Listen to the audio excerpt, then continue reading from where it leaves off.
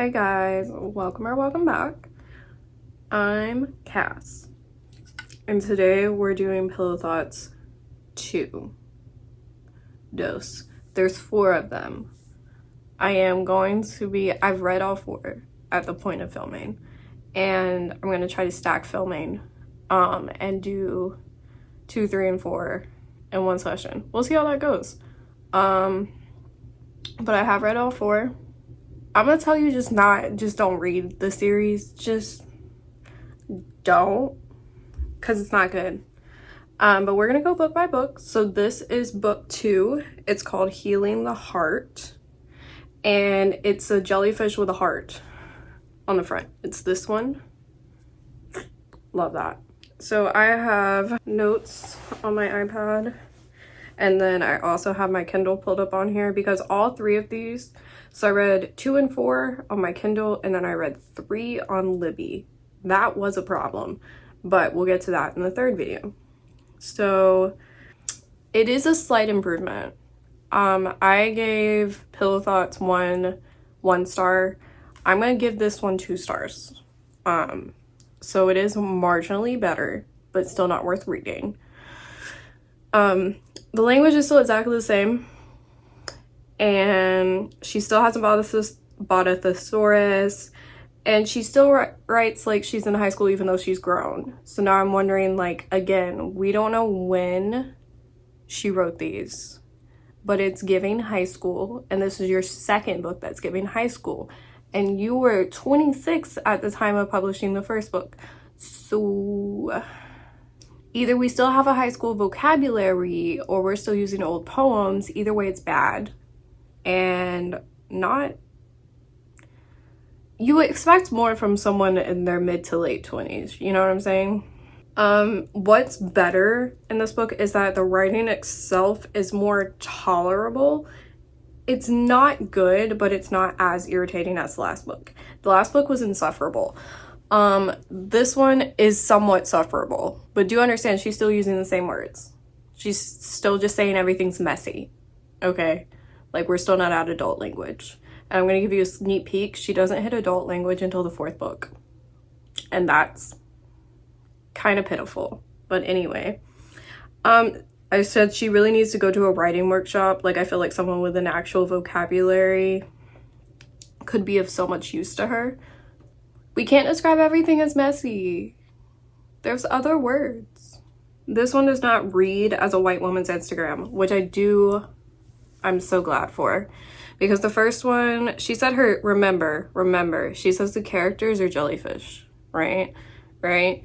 And now she's added, the way she talks about it, she has added the heart that the jellyfish is like holding on the cover as another character.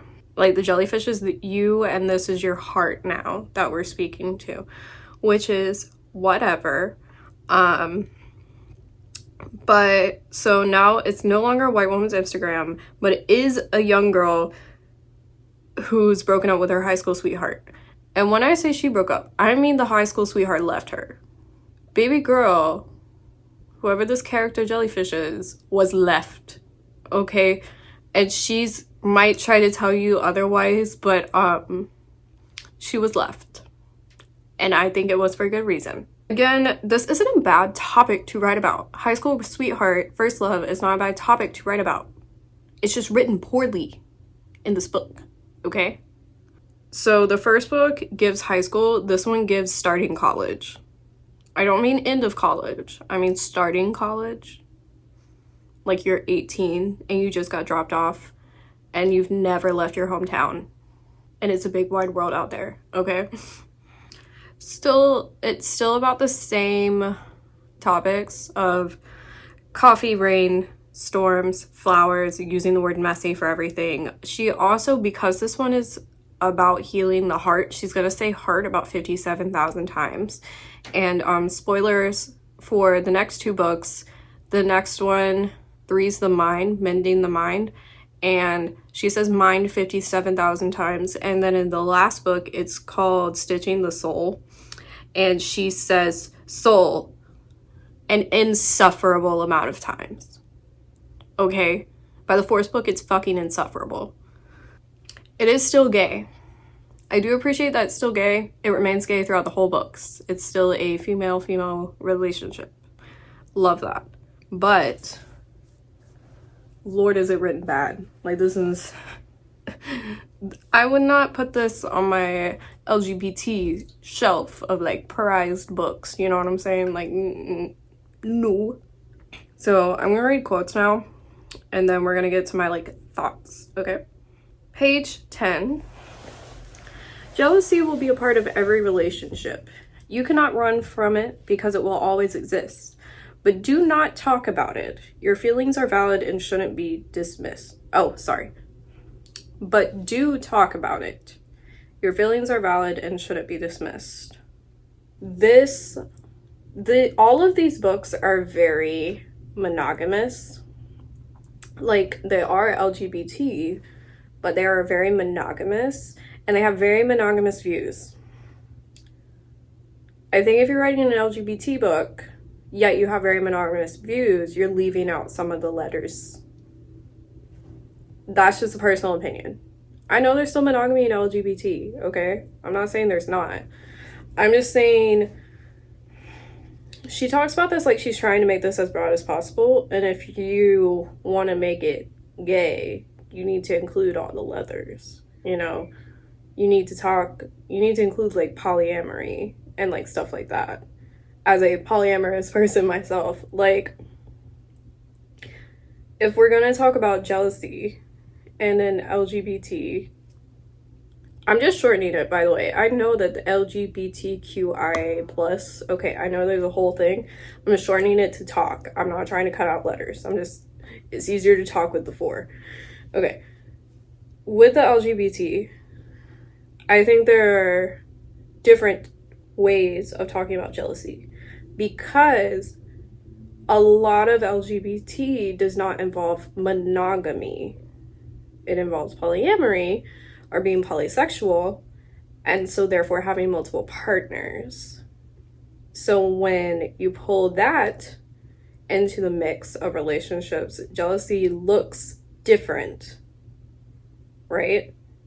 Like, I don't want to get into a whole talk of, like, jealousy through the eyes of monogamy versus polyamory, but, like, I just think the way she talks about things, I would acknowledge it differently, because if I'm trying to come from an LGBT background, because I feel like, you know, polyamory, being polysexual, just being anything and having multiple partners is very common in the community, and obviously, like, very accepted.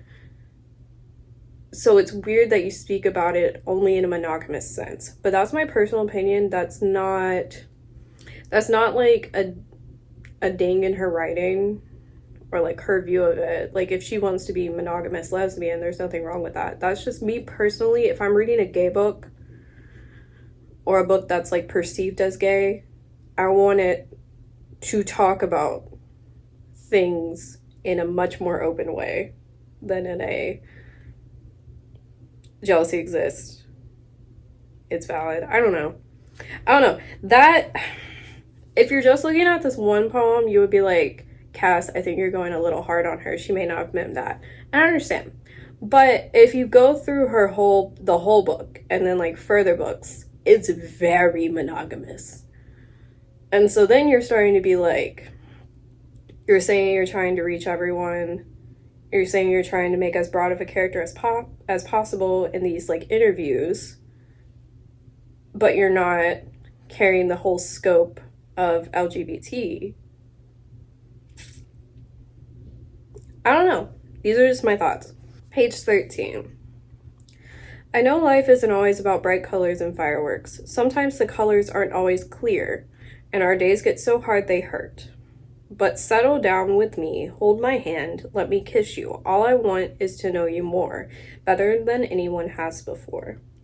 Now, what do you mean sometimes the colors aren't always clear? What does that mean? Like, I think she's trying to go for, like, the colors are muddied. Like, if you mix all the colors together, you get brown, right? as far as like paints or something. That's why a lot of people talk about it as in like muddied colors, but it's very weird to say sometimes the colors aren't always clear. Like, that's so weird, because clear would imply that there's no colors, you know what I mean? Because it's clear. Like, if you order something in the shade clear, that means it's see-through. So that just confused me. She has a lot of shit like this. Like, we talked about in the first book, and we're gonna talk about it for all the books. She had a lot of shit like this where it just doesn't make sense. And, like, I could see where she was trying to go, and, like, maybe she thought she was being different, but this is not how you do it. Page 44, another one sentence. She can't construct a poem to be in a poetry format to, like, save her fucking life. Like, she really can't. This is a sentence. It says, above anything, love will always come back into your life. Hallmark card. Again. Weird inspirational quote, but also, like, not necessarily. I don't know. I don't like it. Page 45. Love isn't always about falling in love with a person. Use love twice in the same sentence. Stop doing that. Love is passing your final exams. Love is watching the sun come up between the clouds. Love is finding the light when you are in the dark. Love is when your favorite TV show returns. Love is when your dog tilts its head with confusion. Love is a free ice cream voucher left on your car windshield. Love is the leaves falling in the fall. Falling in the fall? You couldn't put falling in autumn? Shit is bad. It makes me so mad. That rhymed. Oh my god. Love is learning the constellations. Love is solving a ridiculous math problem. Love is the changing Starbucks menu for the seasons. Does Starbucks pay you to say that? Like, stop. Love is watching a child play in the sandbox. Love is warm clothes when they come out of the dryer. When you say you've given up on love, all you're really saying is that you've closed your eyes. Open them. Not to be petty, but what if you're blind? Not to be petty. This one just pisses me off. But when she's like, just open your eyes. I'm like, what if I'm blind? I don't know. That's so annoying. Like, the repeating the same word is fine, but, like, you did it too much. And also, it's in a paragraph format. You could have just lined them up. Okay, now we're into the next section of the book. Okay, this one struck me as very weird. When she puts her arms around you, she will make you feel safe, but rarely will she take you in her arms. She will carry you late at night when the radio is playing her favorite song and tell you how much it reminds her of you. But these are the same songs she has dedicated to those before you. Listen to her when she's crying. It's one of the only times she will tell you the truth. She will pretend to understand you, and you'll believe her when she says she loves all your flaws. She will tell you she wants all the same things you do, but she doesn't. She doesn't know what she wants. She will tell you that you are the only thing she needs, but you aren't. She will want others. She will believe she is always right, even when she's not, and you know she's not, but you'll stop arguing anyway. You'll stay because her selfishness and her recklessness don't seem less than ordinary. Everyone around you will constantly say how beautiful she is, a work of art, someone extraordinary, until the day she shows the true colors beneath her mask. They will be dark and dangerous, and in your hesitation, you might survive. You might just dodge a bullet. For the person who loves her next, because I couldn't. Okay, look. I am all for hating on somebody's ex. Okay, I'm all for shit talking. But if you write a book that is meant to be inspirational, that is meant to be, you can do this, you can get over them, okay? Why are you including a message that's a warning to your ex's next lover? It seems shady. It seems two-faced. It's confusing to be put in a book about healing the heart. Like, unless you're gonna, like, female rage some shit into this book, it doesn't fit at all. Like, when I first read this, I was, like, so struck off guard for her to suddenly be, like, mean. Like, it gives very much, what's it called? The Amanda Lovelace book. The Witch Doesn't Burn in this one, by Amanda Lovelace. which I do want to do a series on Amanda Lovelace's books. But like the Witch Doesn't Burn in this one is like entirely female rage. That's why I like it. That's why it's on my shelf over there. Okay. Why do you suddenly have like a rage poem? Like to end it with, also it's just a paragraph, it's not a poem, by the way. And then she has like the line of separation and she goes, for the person who loves her next because I couldn't. It does not fit in here. This should be in a completely different book. And it makes you seem so two-faced for you to be like wishing everyone well, hoping everyone can relate to this. Like, you can get through it, you can heal your heart. Like, would that not be extending onto the lover that you lost? This is when I'm like, did she dodge a bullet? This is when it starts, okay? This is when it starts. So that one just started me really off guard. Like, the sentiment is fine, like talking about someone who does not seem like a good partner, but in the context of a book called Healing Your Heart, weird, very weird, and it makes the author look bad, to be frank. Okay, this is page 64. There's no such thing as heartlessness. If someone is cruel and unkind, it is because they do not know of the kindness from strangers or the light within love. And if they do not know of light, how sad and lonely they must be to become demons of the night. Now, why did I highlight this? Because you just bullied someone, and now you're talking about, well, bullies haven't experienced true kindness. You just wrote a big ass paragraph about how your ex sucks, and you're saying good luck to whoever ends up with your ex. And then you're going to have this paragraph about if someone is cruel and unkind, it's because they don't know the kindness of others. You see what I mean? This is when I started to not like her. Because you extend this to everyone but your ex, but I thought you were trying to be like a nice person. If you were truly a nice person who's trying to make this book about everyone, then it should include your ex, right? Like, that just confused me because it's only like, 13 pages further into the book? It's in the same section of the book.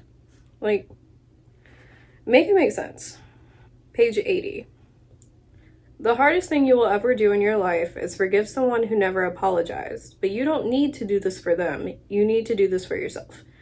I wanted to talk about this because this goes into the idea of like, you need to forgive people for yourself, not for them. And no, you don't.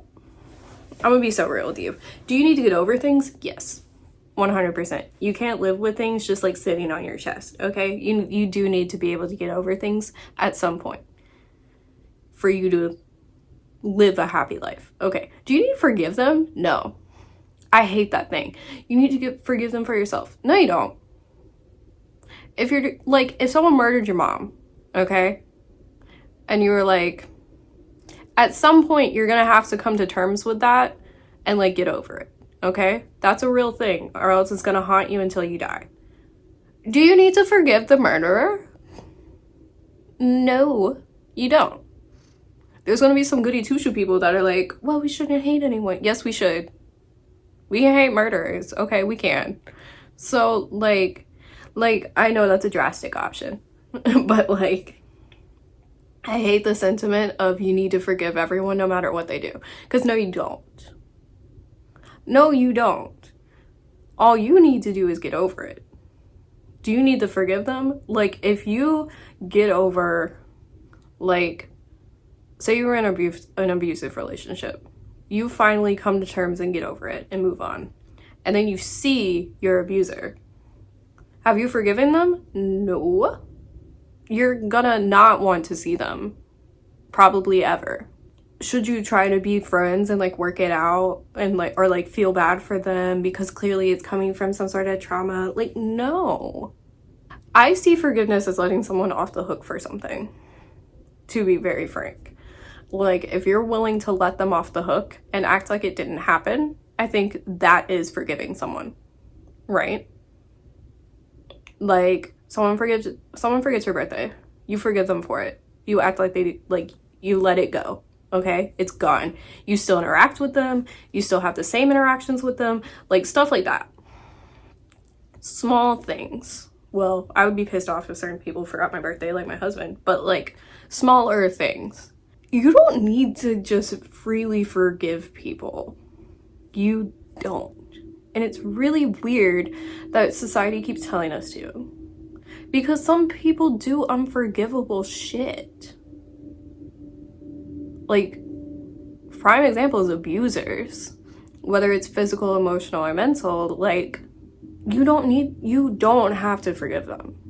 You don't have to make amends. You don't have to, like, let them into your life. Like, oh, that shit pisses me off.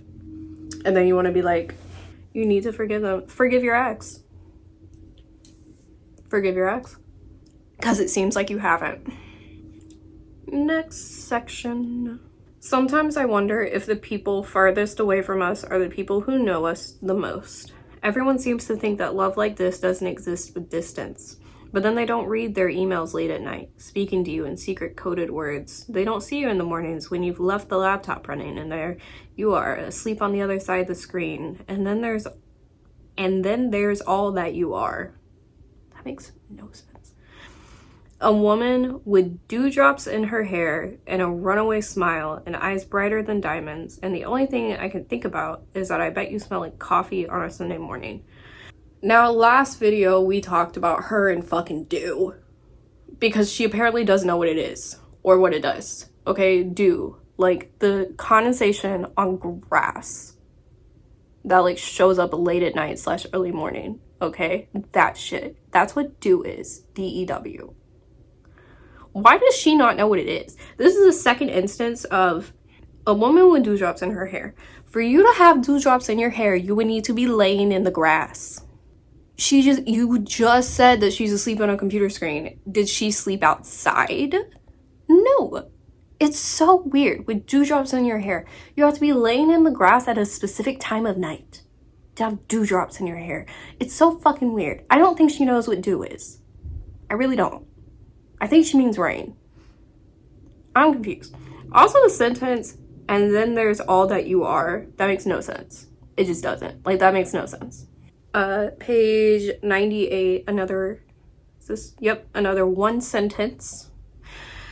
I was so sure that we would be. How am I supposed to accept that now we will never be?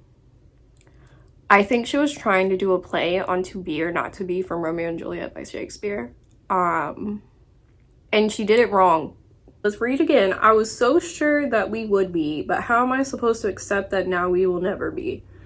You either break up with someone or you stay with them until you die. This, like, oh my god, we were gonna be together, but now we're not. Like, yeah, that's what happens with every relationship that doesn't work out until death. Don't try to play Shakespeare. Don't try to throw in a little Shakespeare that you read in 9th grade. Okay? Sweetie, this does not give well read. This does not give literate. Okay?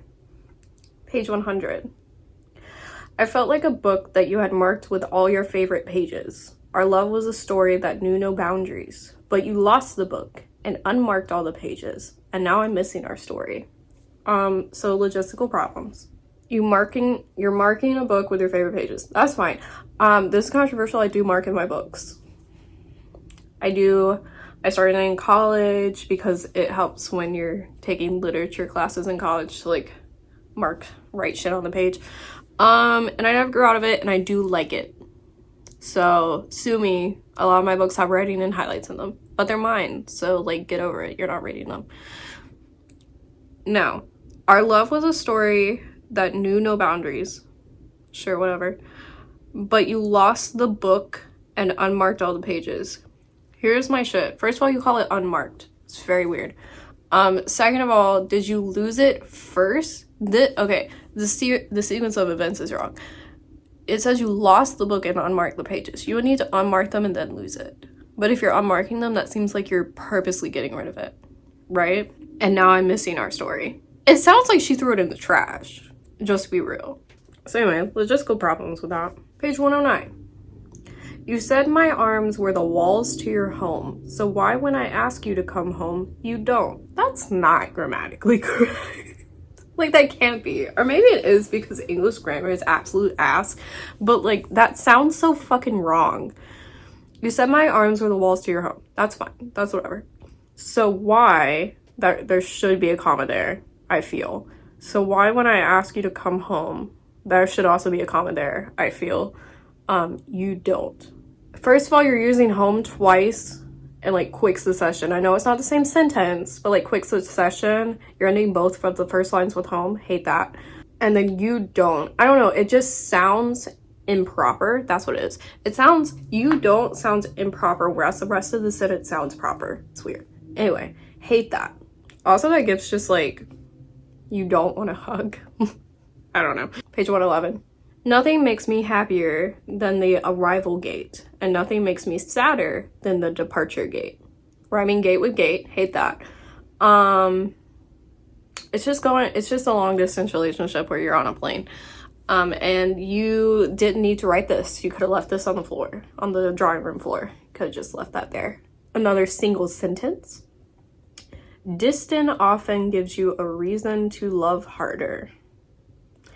You know, she was trying to go for, like, she had in her head, distance makes the heart grow fonder, right? Like that very well-known, very overused thing. And then she wrote, distance often gives you a reason to love harder. She's trying to act well-read. But none of this is giving well-read, okay? Like, this is the second time you're trying to do something, and you failed. A reason to love harder? That's so fucking stupid. Get out of your Hallmark card. Get out of the card section of Hallmark, please. Get out of it. You're there too often. Okay, this is page 120. How to explain the ache I feel for you, the craving for your touch, the way I miss you. And so I tagged that and I put a note that said, this is the literal point of the book. Because it is. The book is called Healing the Heart. You just stated the question of the book. Like, duh, that's the whole fucking point of the book. Why is this here? Page 128. There is such beauty in patience as there is in pain. No, that would make too much sense. Hold on. There is such beauty in patience as there is pain. But flowers survive even in the rain. Now, this one was an actual rhyme. Pain and rain. But, okay, there is such beauty in patience as there is pain. It's fucked up. I hate that. It should be like, there is as much beauty in patience as there is in pain, okay? Like, it doesn't sound better when you try to, like, switch things around. It doesn't. You're doing it wrong. Next section. Page 133.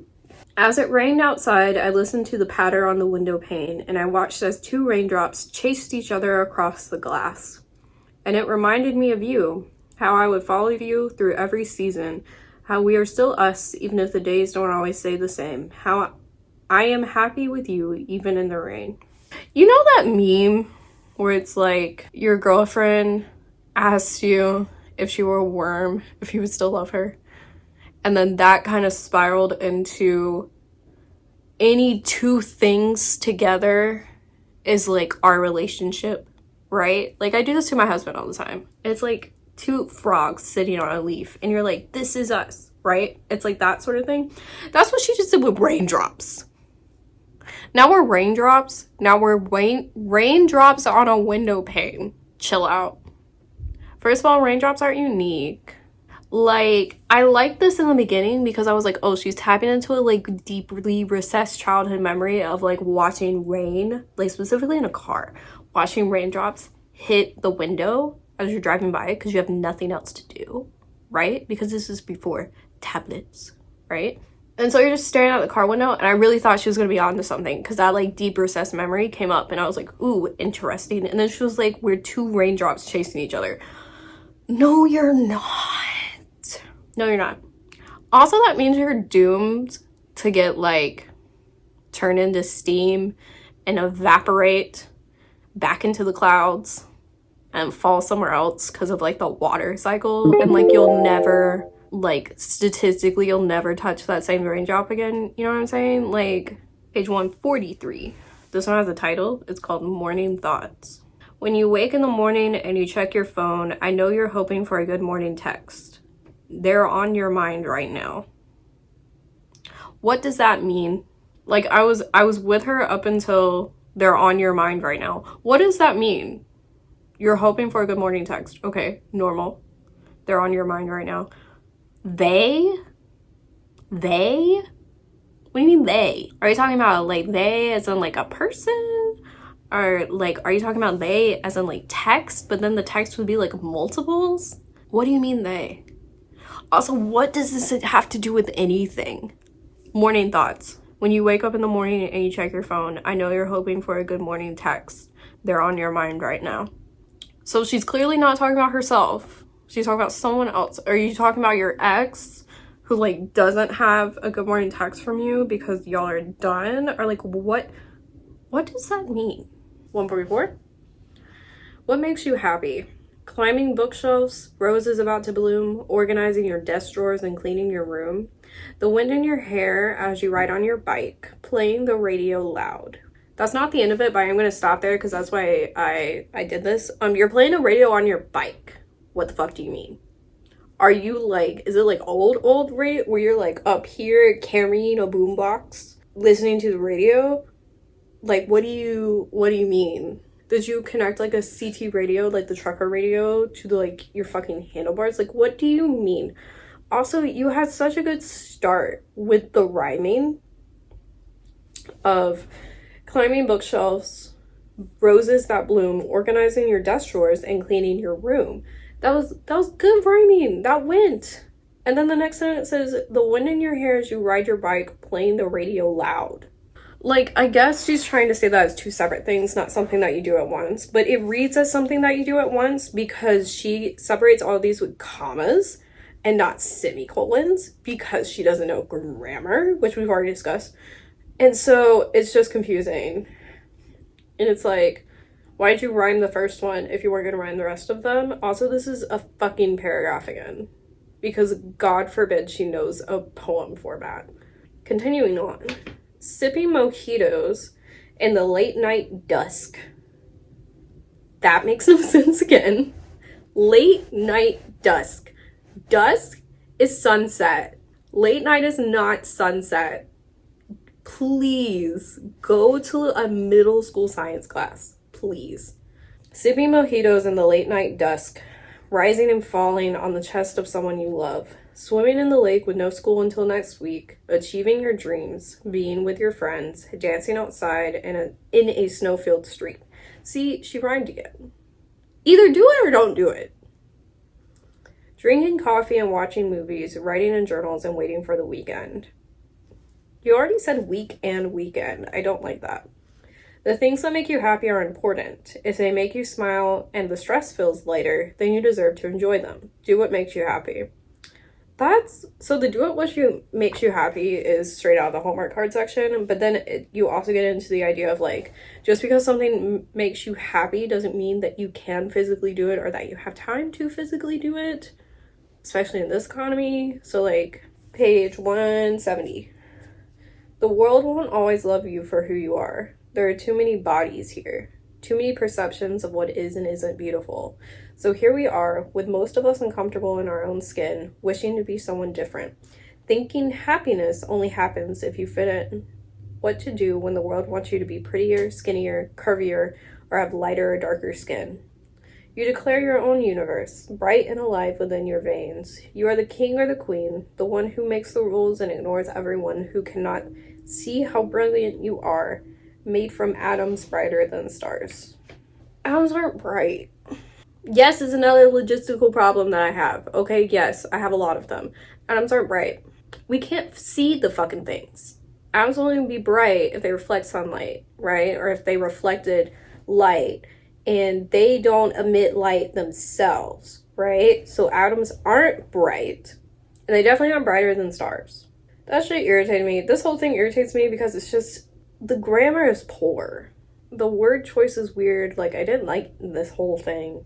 Like, you are the king or the queen, the one who makes the rules and ignores everyone who cannot see just how brilliant you are. You don't need to say just.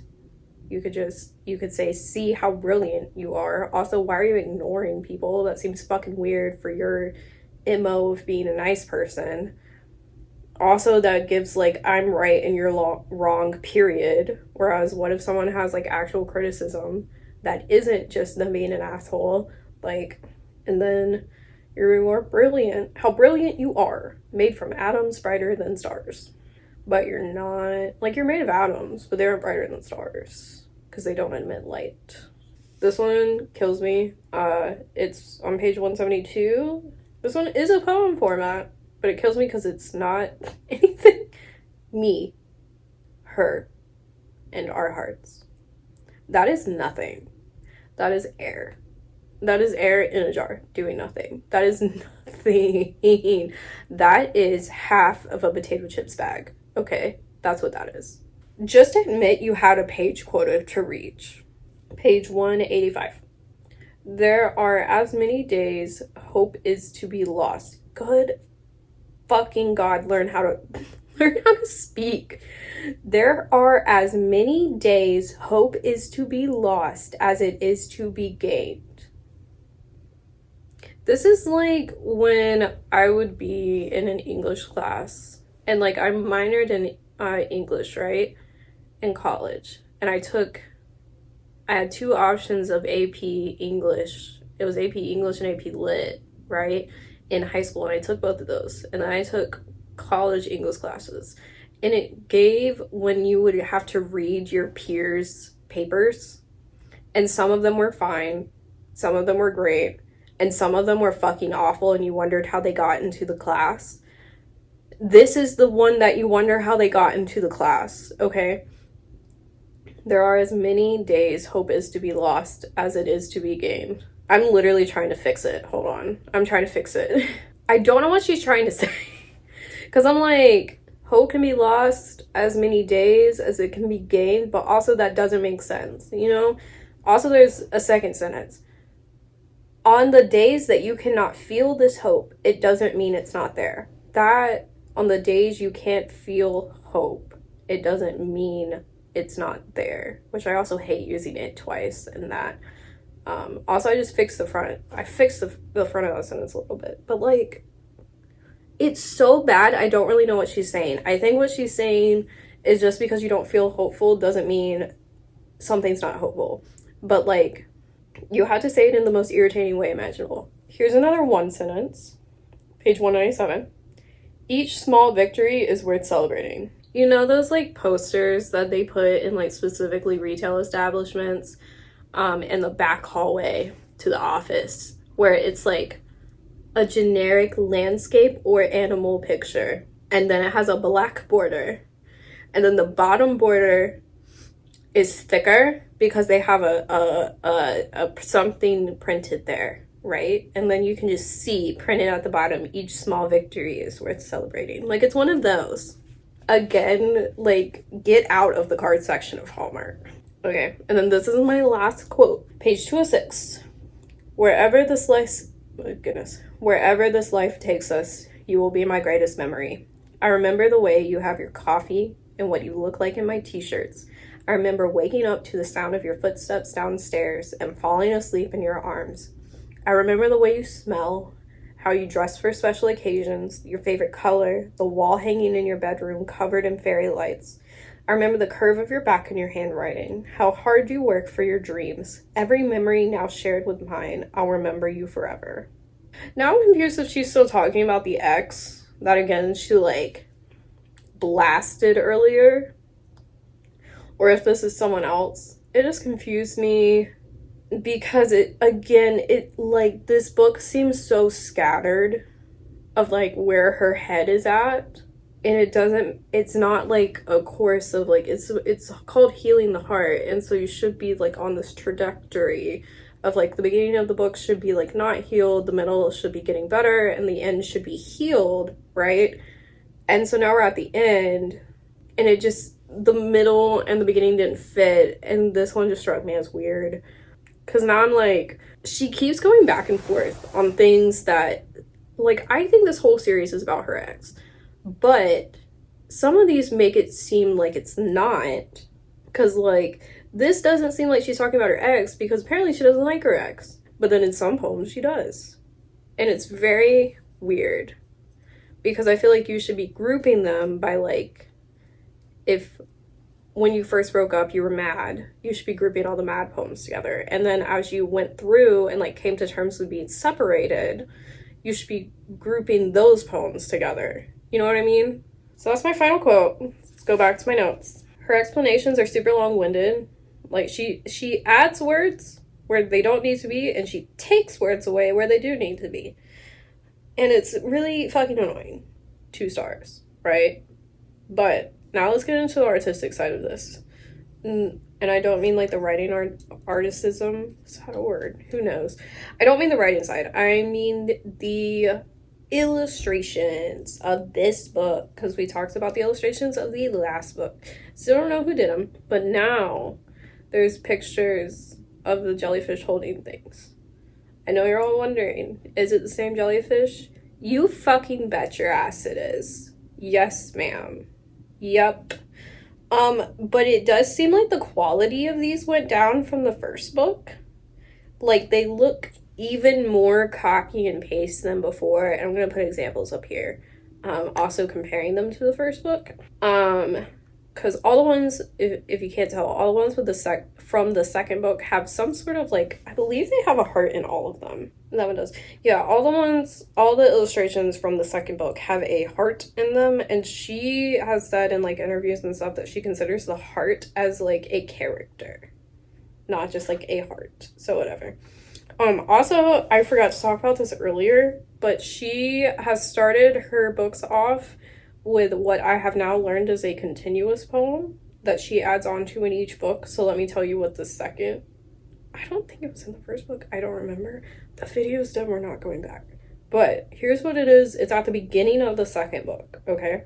Before we begin, I'd like to remind you of a story. Once upon a time, there was a jellyfish called you. You had been lost. You had been a little unsure. You tried very hard, and you began to heal, sorry. Now you must remind others that sometimes hearts ache. I hate to spoil the ending, but you can heal hearts. I don't like it. She also capitalized "use" the whole time, which is like, relax. It's in a poetry format, which I'm so proud of her for, but I don't like it, and it doesn't get better. So she's again using the overarching theme of like the person is the jellyfish and now their heart is the character. I think if you're gonna make the heart a like actual character that's like included in scenes and stuff, it shouldn't have been like the heart. It should be like an anatomical heart, you know what I mean? But I guess that would have been harder to draw. But I don't know, because the next 2 books, the next one has a fox and the next one has an owl. And those actually have a lot of detail in the drawings. So much so to the point that you can tell they were drawn on a much bigger canvas than they should have been, because basically if you draw something very detailed on a large canvas and then that canvas shrinks, so does all your detail. Now you can't see it. And the fox and the owl very much were drawn exactly like that. Oh my god, just like think before you do things. Like, think of how big a book is, okay? That is how big your picture is about to be. Do not blow it up and put an insane amount of detail in it if it's only gonna be fucking, I was about to say 8.5 by 11, but most books aren't even that big. I don't know, 6 by 9 or some shit, right? Like you need to logistically think about stuff like this. And yeah, the cutesy heart gives very much, I didn't want to draw an anatomical heart, but I think an anatomical heart would have been so much better for this like little collection of characters that she's trying to do. I still don't agree that a jellyfish represents her character. Honestly, I think that a jellyfish is weird to represent a person to begin with, because I was doing some more like jellyfish research because my husband, weirdly enough, also likes jellyfish. And so I was doing some like spirit animal-esque research or like familiar-esque research into jellyfish and of like seeing jellyfish imagery. I haven't done a ton, but like what I can find, it's not really thought of as like a real spirit animal. It's thought of more of like a like a sign. Like, it's like you see a jellyfish and that means like you need transparency, you need to go with the flow, like that sort of thing. Not as like they can represent like your whole personality, because they don't really have a personality, they barely have a brain, you know what I mean? And so the more I look into it, the more I'm like, it's very weird that you chose a jellyfish to represent a person when jellyfish don't have personalities. They're like 95% water. They're just vibing, you know? It's a weird take, and I do not agree with it. I think aesthetically for a book cover, it's cool, but for what she talks about, it's not. It's weird. Let's go to Goodreads right now. So I gave it 2 stars. At the time of recording, it is at 4.03 stars overall, 13,793 ratings, 846 reviews. Also, it's September 23rd. And let's see the breakdown. It is overwhelmingly positive. The majority are 5 stars, and the first ones on the page are 5, 4, and 3 stars. I can't agree with that literally at all, but that's whatever. So that's the Goodreads. I don't feel like reading comments because I don't feel like listening to girly pops be like, this hurt, like this made me feel things, because no, it didn't. Just that. And then I ended my notes with, I think the white girl may have deactivated her Instagram, but she is still not a sea creature. And I stand by that, and I will leave you with that for this video. So, but yeah, so that's all for Pillow Thoughts 2. Join me for the 3rd installment whenever I post that, hopefully soon after this one. Bye!